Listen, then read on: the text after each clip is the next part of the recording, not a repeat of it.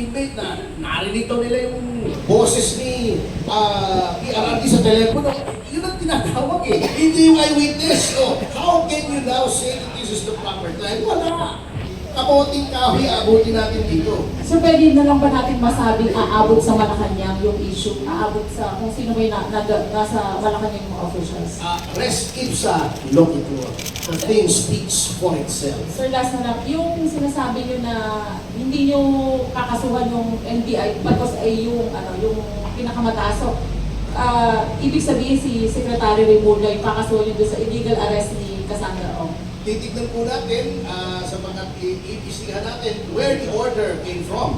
For all we know, si Miko Calvano lang nag-order. O hindi alam yung secretary. Tignan natin. Hindi pa natin malaman eh. Kasi abala pa po tayo dito sa hearings. Okay, next question. Attorney,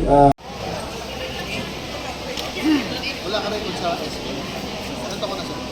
Hindi ka rin sa SP. Okay?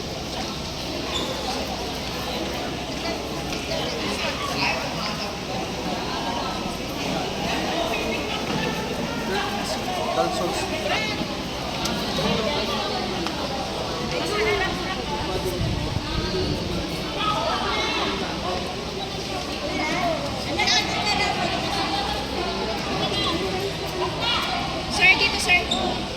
Ay, ito. May susulat lang daw siya, sir. Tawag ka na daw, sir.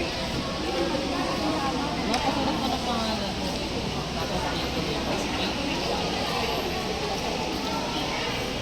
Tapos ilan taon